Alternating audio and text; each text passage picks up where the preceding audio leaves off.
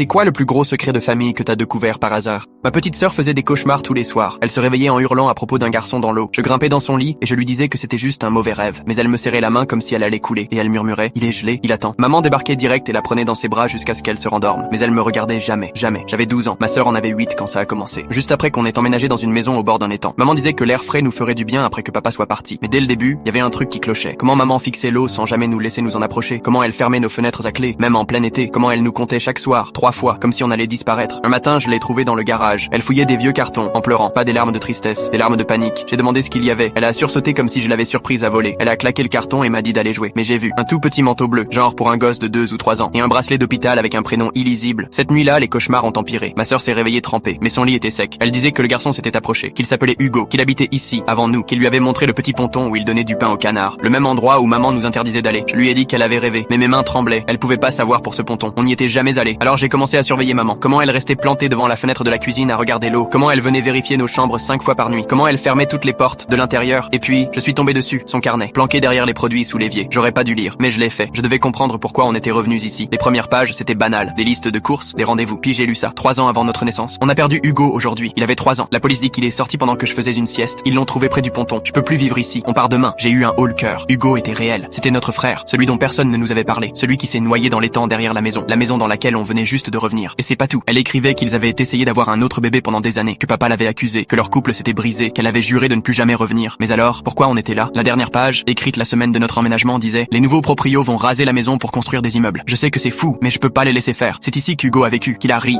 Je l'ai racheté. Peut-être qu'ici je pourrais me pardonner. Peut-être que les filles rempliront le vide. Peut-être qu'Hugo comprendra qu'on est revenu pour lui. » J'ai refermé le carnet et j'ai vomi dans le lavabo. On vivait pas dans une nouvelle maison. On vivait dans le tombeau de notre frère. Et maman nous avait ramenés ici pourquoi? Le remplacer? Veiller sur nous à chaque seconde? De peur de nous perdre aussi? Cette nuit-là, ma sœur a encore rêvé du garçon dans l'eau. Je pouvais pas regarder maman. Je voulais hurler qu'il était réel, qu'elle nous avait menti toute notre vie, mais j'ai rien dit. Je lui ai juste tenu la main et j'ai dit de penser à des trucs heureux. Mais depuis que je savais...